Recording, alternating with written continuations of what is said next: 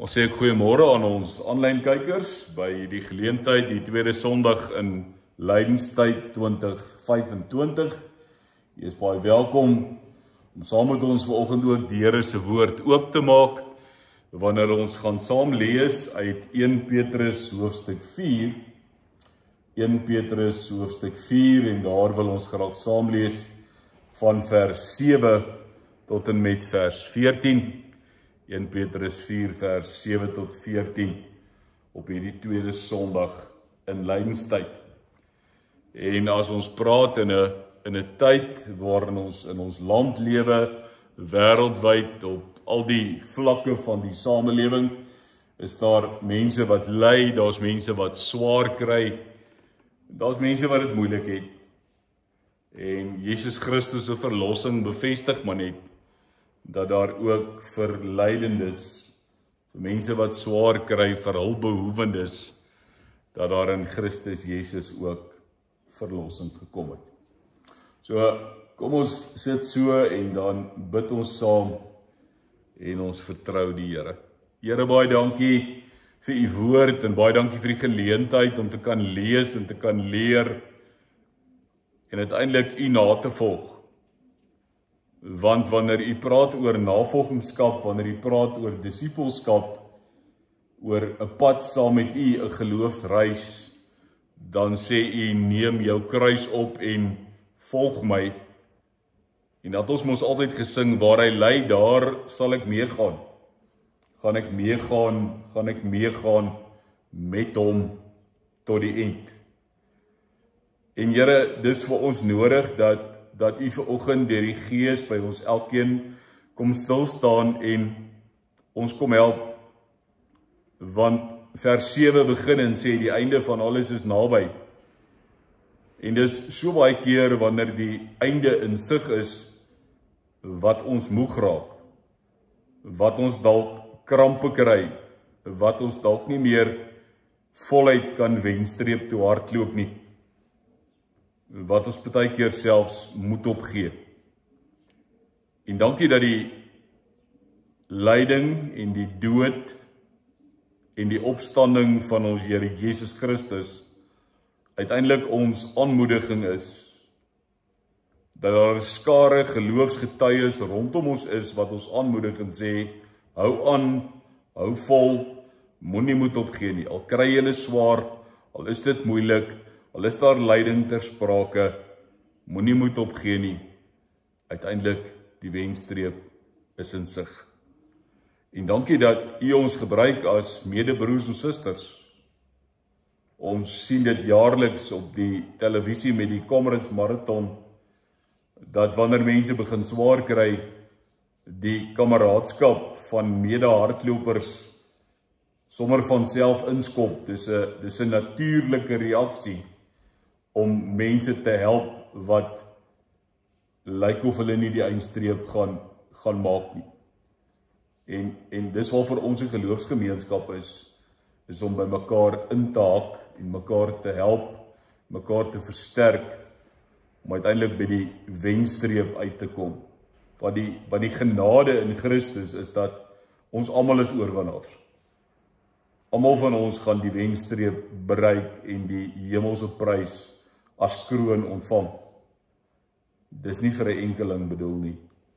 U was net die eerste een wat die dood oorwin het en opgestaan het en ons kan u volg.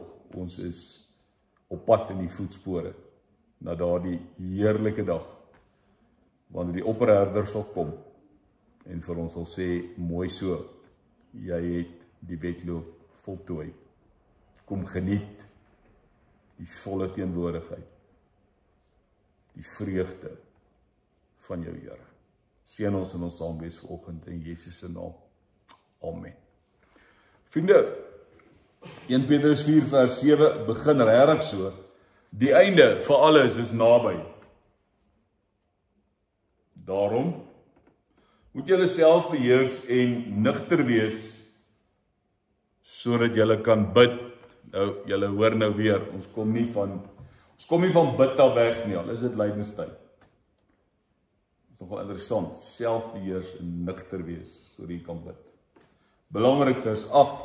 Bo alles moet julle mekaar hartlik lief hê, want die liefde bedek baie sondes. Wees gasvry teenoor mekaar sonder om te kla. Vers 10. As goeie bedienaars van die veelvoudige genade van God, moet elkeen na mate hy 'n genadegawe ontvang het, die ander dien. As iemand die gawe ontvang het om te preek, moet God deur hom aan die woord kom. As dit is om in die gemeente te dien, moet hy dien met die krag wat God verleen.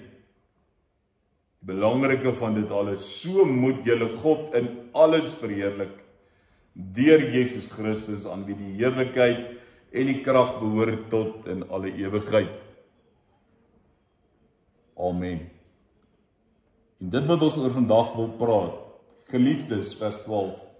Geliefdes, moenie verbaas wees oor die vuurproef waaraan julle onderwerp word nie. Dis nie iets vreemds wat met julle gebeur. Wees liewer bly hoe meer julle in die lyding van Christus deel, want dan sal julle ook oorloop van vreugde by sy wederkoms in heerlikheid. Onthou vers 7, die einde van alles is naby, want dan sal julle ook oorloop van vreugde by sy wederkoms in heerlikheid. En iets wat ons dalk vanoggend, en ek gaan nou nie daaroor baie sê nie, maar wat ons maar moet bietjie vat, dalk so bietjie hierdie week, oor dit gaan dink is vers 14. Geseënd is julle wanneer julle beledig word terwille van die naam van Christus.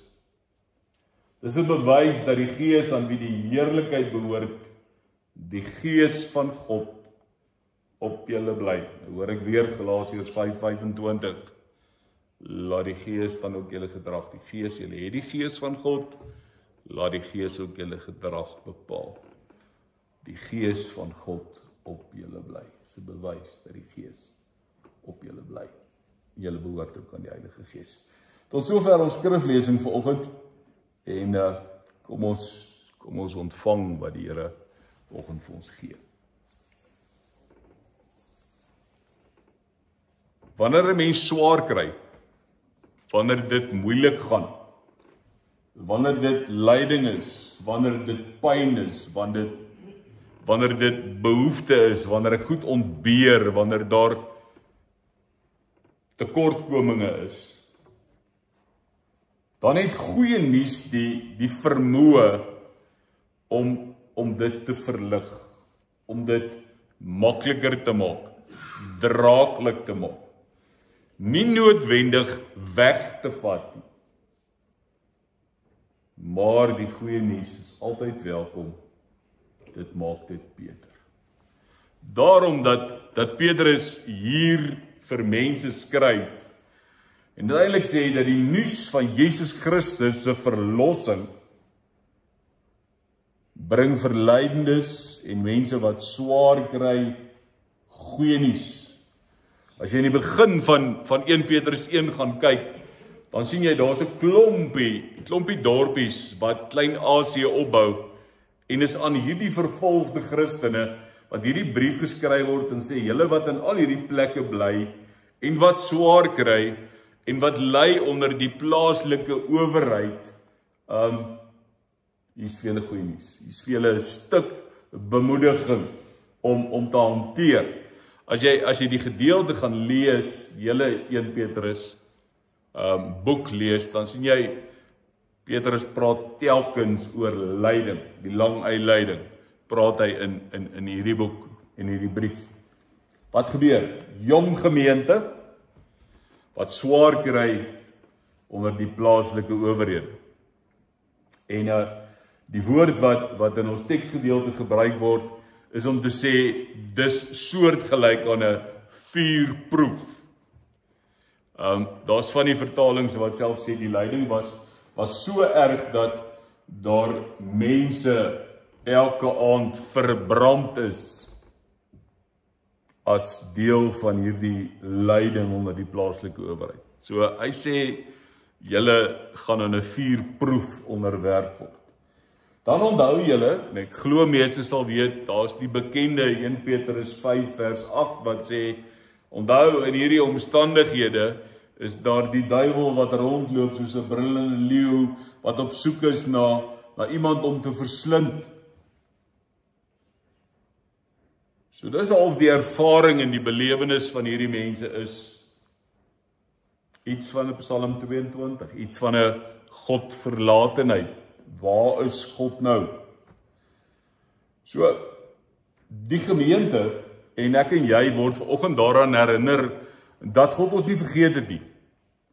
Dat die lyding van Christus Jesus ons losgekoop het. Dat ons vry is.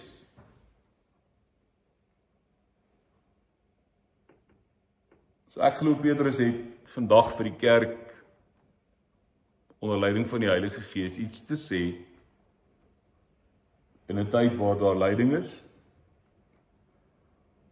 Ek is nie heeltemal so seker oor vervolging van die kerk in Suid-Afrika nie, maar dis seker moontlik. Kom ons help mekaar en ons sê vir mekaar, wanneer dit goed gaan, is dit maklik om te glo. Inteendeel, so 'n bietjie duiwels advokaat. Party mense is van die standpunt dat as dit goed gaan, is dit hulle eie toedoen en hulle eie werk en effer. So hulle het nie regtig nodig om te glo. Maar laat daar iets gebeur, dan met iemand skielik kom bid, dan waar's God. So wat ons daarmee vir mekaar sê is, wanneer die wolke van teëspoed God verberg, wanneer die wolkie so inskuif en ons God dan nie meer sien nie, dat is die eerste ding, het God ons verlaat, het God ons vergeet. Here, waar is U dan nou? En dis waarmee die Here ons vandag wil help, is om te sê, op 'n dag soos vandag is ek en jy net eintlik hier gou kon uitstap. Net gaan kyk hoe lyk dit buite. Dit is grys, dit is reën, dit is koud, dit is nat. Maar weet wat? Agter dit skyn die son. So ek en jy moet vir mekaar sê, as dit lyk of die wolke van lyding God verberg, beteken dit nie hy wil ons verlaat nie.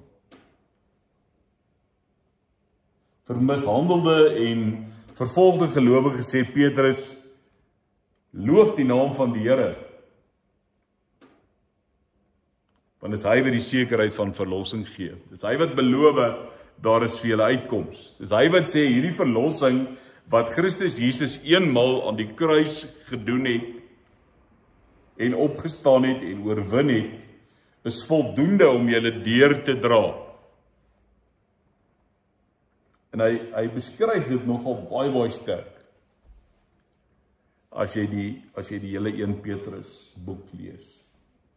Hy begin daarmee en hy sê, die sekerheid van ons verlossing lê in die eerste plek in die bron, en die bron daarvan is God se oorvloedige barmhartigheid, of soos die 83 vertaling sê, sy groot ontferming. Wat sê hy daarmee? Hy sê dood eenvoudig, God se genade is genoeg. Die Here sê telkens, ons hou vir Paulus op 'n stadium met ek sê, my genade is vir jou genoeg. Dis juist in julle swakheid wanneer dit na vore kom en dit genoeg is. So dis oorvloedig, dis groot, dis onmeetbaar.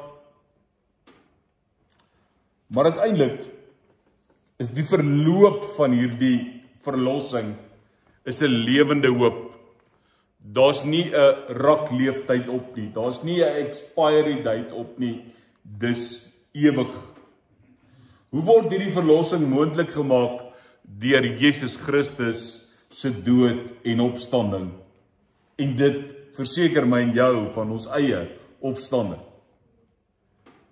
En wat sê hy is hierdie erfenis wat ons ontvang, hierdie sekerheid van verlossing, Hy sê dis 'n onverganklike, onbesmette en 'n onverwelklike erfenis wat vir julle in die hemel in bewaring gehou word.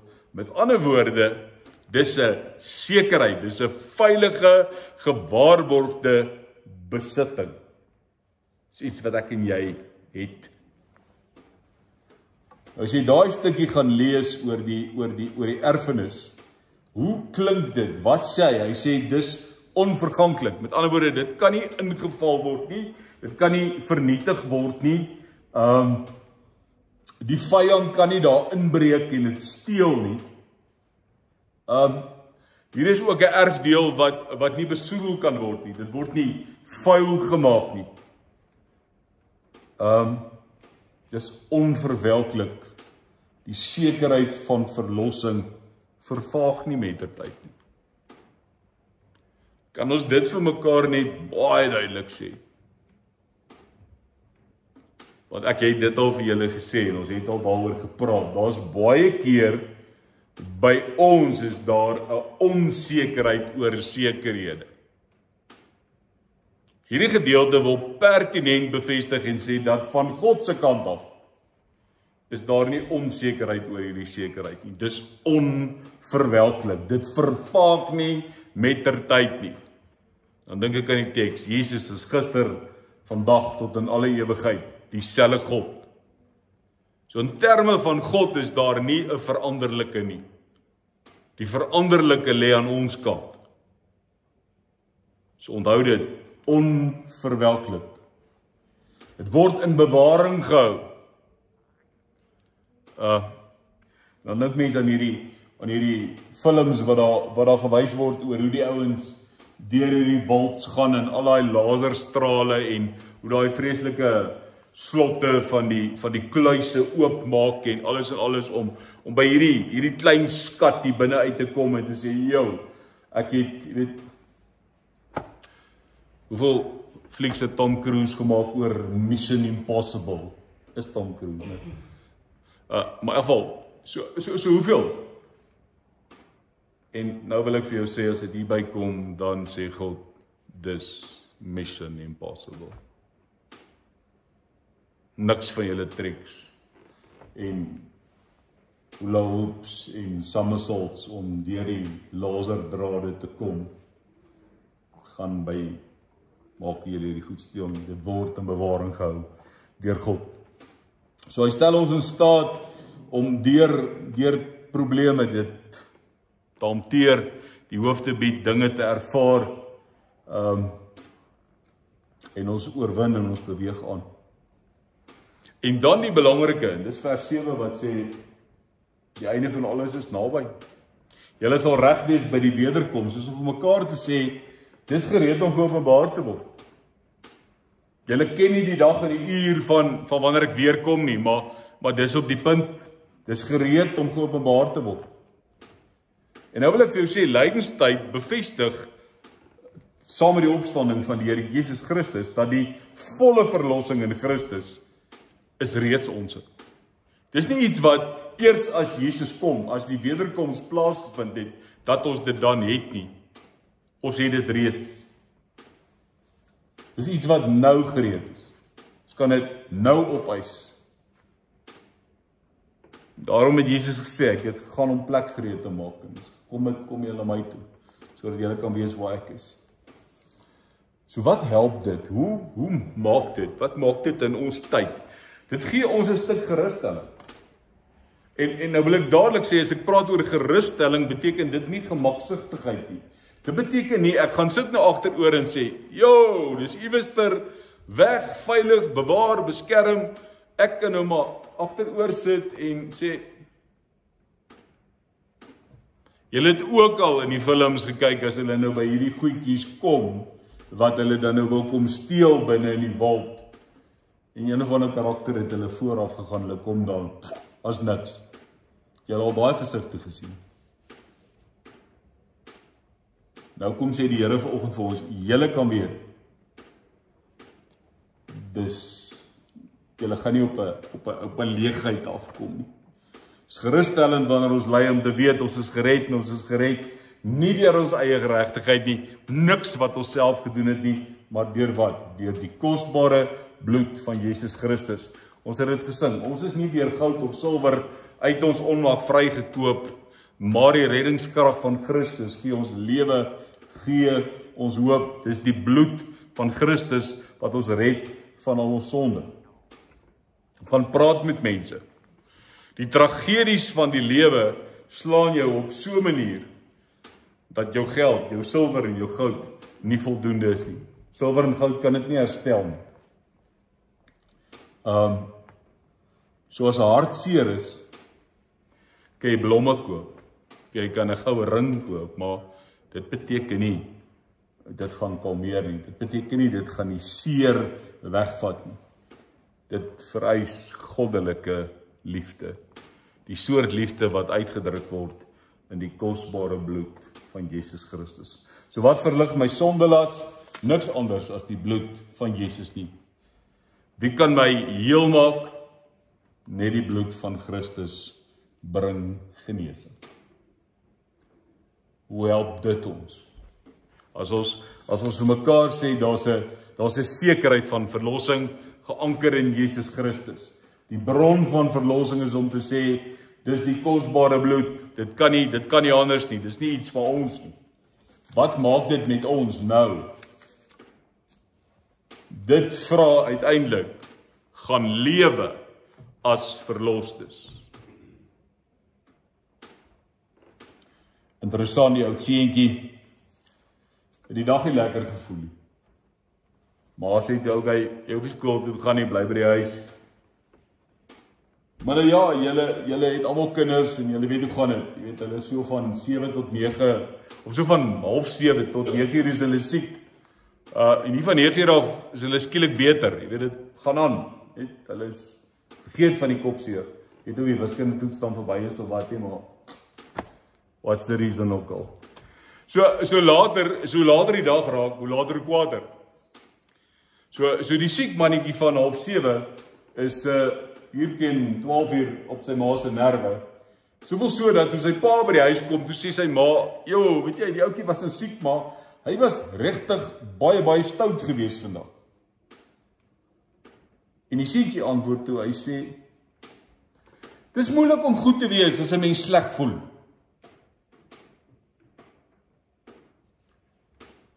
Nou ek dink ons moet dit vir mekaar sê.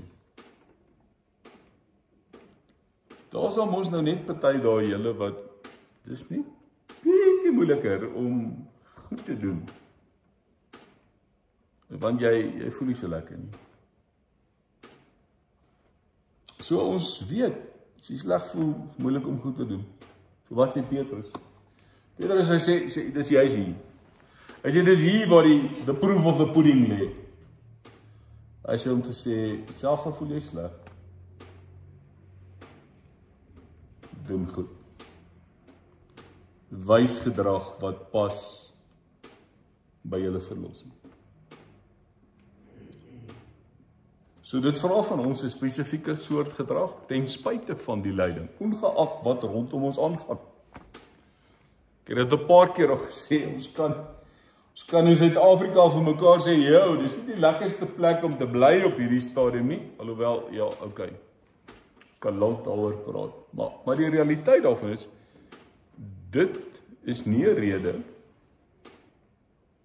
om lelik te wees nie. Dit is nie 'n rede om sleg op te tree nie. Inteendeel, dit vra vir my spesifieke gedrag.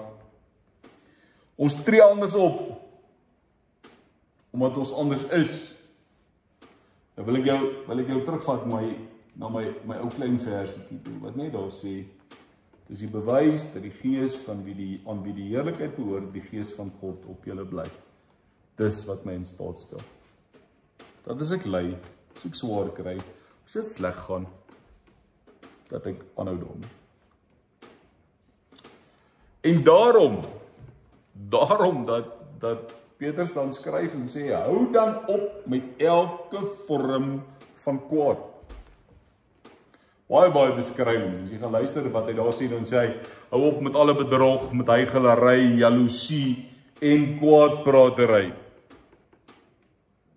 En as jy hom dan gaan volg oor wat hy sê, waar raak dit ons? Waar moet hierdie gedrag van verlossing grondvat?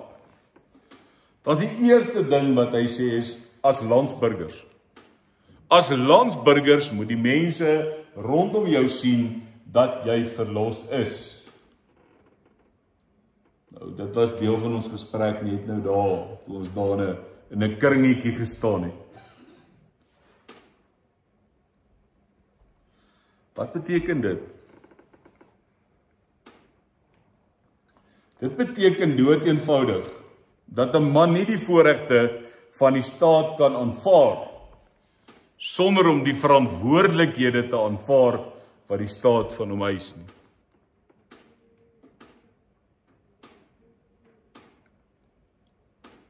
En nou, ons kan lank op hierdie een uitreken, vir mekaar sê, maar ek betaal my belasting, my water en ligte is betaal, hoekom is daar load shedding, hoekom is die gate in die pad nie reg nie, hoekom? Die dood eenvoudige ding is, die Here sê dat ek en jy het 'n verantwoordelikheid. Op 'n stadium het hy ons gesê, toe dit oor die betaal van belasting gegaan het, toe sê hy, gee aan God wat aan God toekom, en gee aan die keiser wat aan die keiser toekom. So, ons verlossing moet sigbaar word in ons lewe as landsburgers. Ek is deel van 'n WhatsApp groepie van hierdie bepaalde omgewing. En ek skaam my partykeer as ek sien wat mense skryf. En dan is dit mense wat Sondag soos ons in plekke van samekoms sit. Wat skielik dink daar buite, weet die ouens wat hier sit, nie wat ek doen nie. So, my verlossing hou nie op as ek by daardie deur uitgaan nie. As 'n landsburger het ek verantwoordelikheid en ek moet dit nakom. Dan praat hy 'n volgende ding en ek weet dis vir ons nog moeiliker. Hy sê hierdie verlossing moet sigbaar word in ons werksverhoudings, werkgewer-werknemer verhoudings. Hy sê ons gedrag teenoor ons werkgewers moet uitbeeld dat ons kinders van God is, dat ons verlostes is. Hy skryf, hy sê, onderwerp julle met die nodige ontzag aan julle werkgewers. En dan so asof Petrus weet, hulle dink nou alweer, dan sê hy, of hulle nou goedhartig en vriendelik is, of onredelik. So ek het nie verbykom kans nie. Ek kan nie sê, maar hy is dit, of hy is nou nie dieselfde, dit is ek nie, so die lyn is, jy is verlos. As verlos te vra die Here van jou bepaalde gedrag. Daai gedrag is ek onderwerp my met die nodige ontzag aan die gesag van my werkgewers, of hulle nou goedhartig is, of hulle vriendelik is, of onredelik is. Hoekom? Want dalk net deur jou optrede word iemand vir Christus gewen. En ek dink daaroor moet ons dalk 'n bietjie dink oor ons werksopset, die plekke waar ons werk. Ons is so maklik om te sê, daar's dies en daar's dies en dies by my werk. Jy hoef niks by jou werk te sê. Net die manier hoe jy lewe. Net die manier hoe jy mense hanteer. Net die manier hoe jy in die oggend, môre sê, hoe jy in die middag tot sien sê, het 'n genoegsame getuienis oor jou verlossing, oor dit wat in jou leef. Dink Petrus praat op stadium, julle moet getuies wees van die hoop wat in julle lewe. En dan vra ek myself in teekamers, in plekke waar werkgewers en werknemers by mekaar kom. Wat is die vlak van gesprekke? Wat is die chit-chat rondom die tafels? is dit opbouend? Is daar waar die kinders van die Here rondom hierdie tafel sit en deel is daar 'n uitbeelding, is daar 'n sigbaar wees van hier sit iemand anders. Hier is iemand wat anders doen en anders leef en anders werk. Petrus sê daar's nog 'n plek. Hy sê ons huwelike en ons gesinne. Ons verlossing moet daar sigbaar wees. Hy sê werk verstandig met mekaar. Gee respek teenoor mekaar. Werk met eerbewys teenoor mekaar. Die ongelooflike, en as jy nou die gedeelte gaan lees, dan weet ek, so party ouens die vers waarmee hulle die vrouens in die grond druk, wat sê, daar staan die Bybel sê, vrouens, julle moet aan julle mans onderdanig wees. En dan reis die vrouens in hare net so, want dan sê julle, julle wat's belangrik hier? Ek dink jy is die onderdanigheid. As jy Petrus hier gaan lees, dan sê hy, want julle deel in dieselfde lewe as genadegawe. Dus mans, vrouens, kinders, lede van die huisgesin, ons deel in dieselfde lewe as genadegawe. En dan skryf hy nogal, hy sê, dan sal julle kan bid, sonder dat iets julle hinder. Nogal iets om te dink, ne? Oor hoe ons met mekaar in ons huise omgaan, of dit ons verlossing sigbaar maak in die wêreld. Is die gedrag van so 'n aard dat mense sê, dis hoe dit lyk. Laaste enetjie wat hy oor praat is, hy sê gemeentelede. As hy sê, wees almal eensgesind, medelydend, liefdevol, goedhartig, nederig. Moenie kwaad met kwaad geld, belediging of belediging. Inteendeel, antwoord met 'n seënwens, want daartoe is julle geroep, sodat julle die seën van God kan verkry. So, ons is deel van die kerk. Ek loof en prys die Here dat ek deel is van 'n bestuursraad in hierdie gemeente, wat Woensdagoggend kon vergader, en waar ons in mekaar se lewe kon sien, en oor jare in mekaar se lewe kon sien,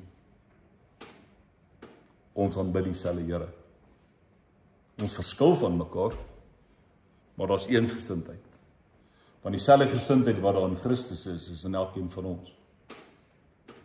As ons realisties eerlik is, dan moet ons oor ons eie gemeente sê, daar was 'n tyd wat dit nie so was nie. Kerkraadsvergaderings was nagmerries. Mense het in die vroeë oggendure by die huis gekom. Eensgesind. Waarmee begin ons vergaderings? Met lief en leed. Ons sê vir mekaar, ons het medelee met mekaar.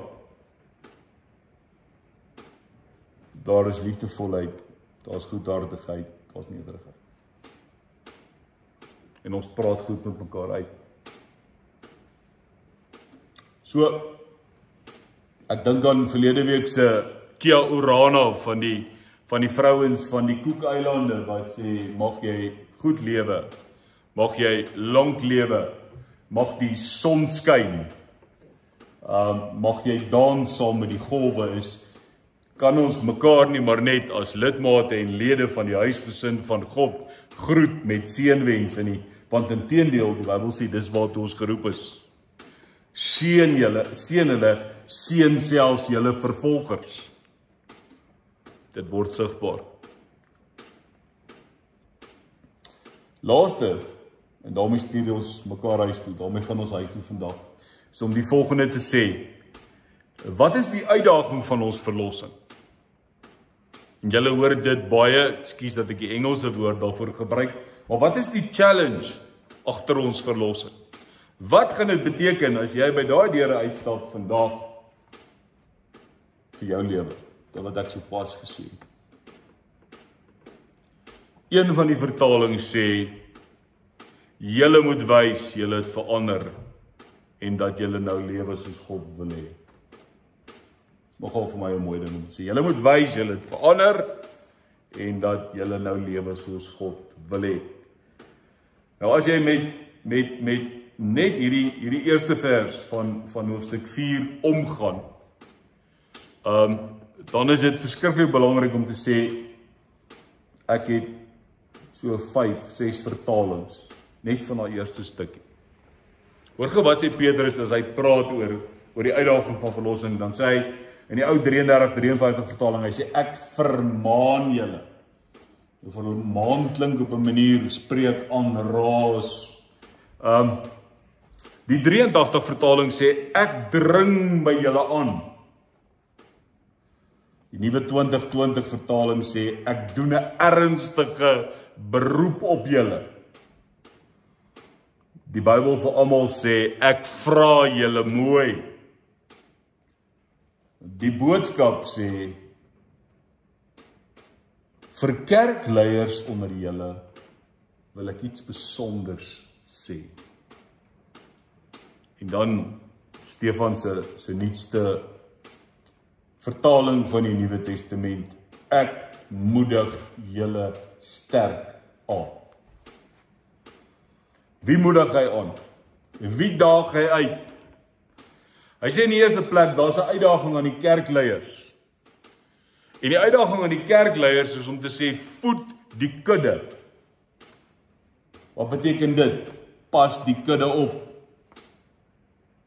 Wanneer ek hierdie goed doen, wanneer ek omgee, wanneer ek die kudde oppas, dan doen ek dit nie uit dwang nie, maar ek doen dit gewillig, vrywillig, soos God dit verwag, met toewyding. Ek is 'n voorbeeld, en dis nie noodwendig tot my voordeel nie. Want sê hy, jy gaan verantwoording doen as 'n herder aan die opperherder wanneer hy deurkom. So, ek kan vanoggend sê, ek is nie die dominee nie, ek is nie 'n ouderling nie, ek is nie 'n diaken nie, maar uiteindelik, as ek as kind van God hier sit, sê die Here vanoggend vir my, jy is verantwoordelik om die kudde te voed, so pas hulle goed op. Maar hy sê vir die kudde iets,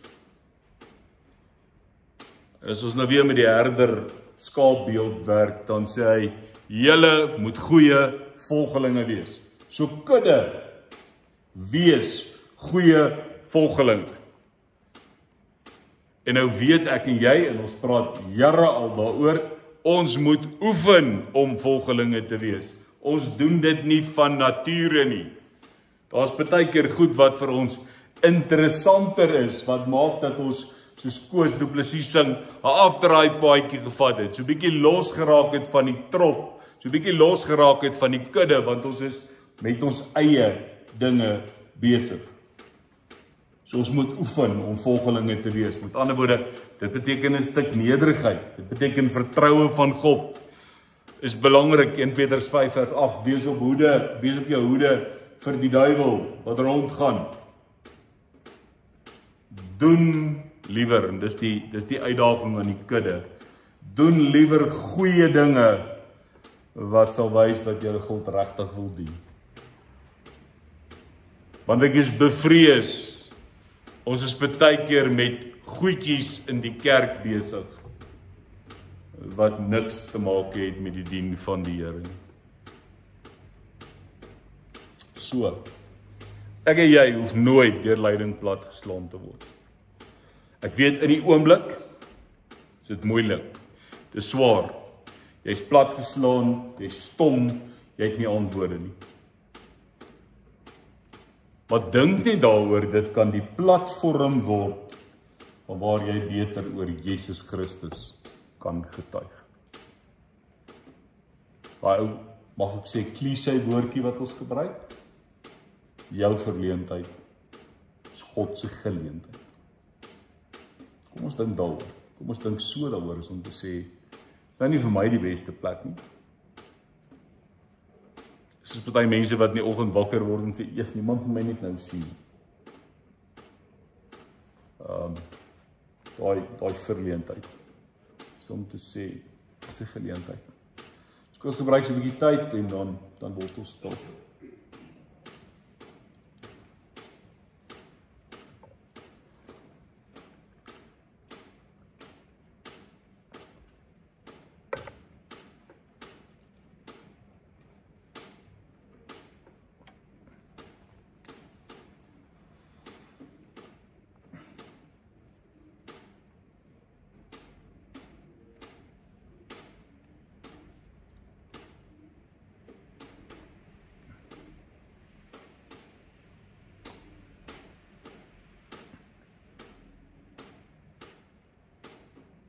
Here, as ons die Bybel lees in sy verskillende vertalings, dan is hierdie uitdaging van verlossing in die woorde van Matteus 3 vers 8, uiteindelik om te sê, dra vrugte wat by die bekering pas.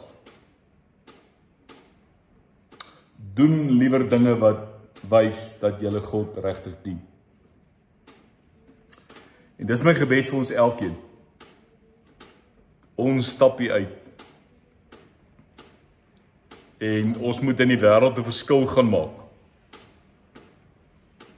Nie een van ons situasies is dieselfde nie. Nie een van ons weet wat dit is wat oor ons pad gaan kom, wat ons moet hanteer. Ons hoor net vanoggend by u, gaan lewe so dat mense sien, julle dien my. En dis hoekom dit vir ons krities belangrik is, om vandag diep bewus te wees van die Heilige Gees wat by ons is. Wat ons wil aansteek, wat ons wil aanmoedig en sê, hier's 'n geleentheid. Hier's 'n kans om dit anders te doen. Hier's 'n geleentheid om vir die wêreld te wys, jy's anders. Dis nie hoe dinge gedoen word nie. Daarvoor bid ek vir ons elkeen. Om in elkeen van hierdie unieke situasies, met ons unieke mens wees, met ons unieke uitdaging, met ons unieke persoonlikheid, dan ontvanklik te wees vir die unieke leiding van die Gees, om in daardie situasie die toepaslike, regte, goeie ding te doen, waardeur u verheerlik word en waardeur die koninkryk kom. Gebruik ons in die koninkryk in Jesus se naam. Amen. Vriende, koninkryksnuus, die volgende, ek is die volgende 2 dae, maandag, dinsdag, is ek in Benoni betrokke by 'n vergadering van die algemene taakspan predikante sake, woensdag in Potchefstroom vir begrotingsvergaderings, donderdag daarom weer in Potchefstroom, in Kreeusdorp, ek is bietjie terug by die huis. Dan belangrik, ek weet vir pensionarisse maak dit nou nie saak nie, maar die van julle wat werk, Vrydag die 21ste is 'n vakansiedag, is 'n lang naweek, dis menseregte dag. So, vat asseblief 'n dag af en rus hierdie week, en maak Vrydag, jy het amptelik toestemming. En dan sien ons mekaar weer volgende Sondag, ons praat in ons 3de week van lydenstyd, praat ons dan weer met mekaar en hoe die Here ons wil gebruik in lydenstyd 2025. Belangrik, jy kan my kontak 083-654-0806, per stemboodskap, per WhatsApp, per wat ook al, jy is meer as welkom om vir my te kontak. Daarmee groet ek ons aanlyn kykers, ons praat DV volgende Sondag weer met mekaar. Totsiens.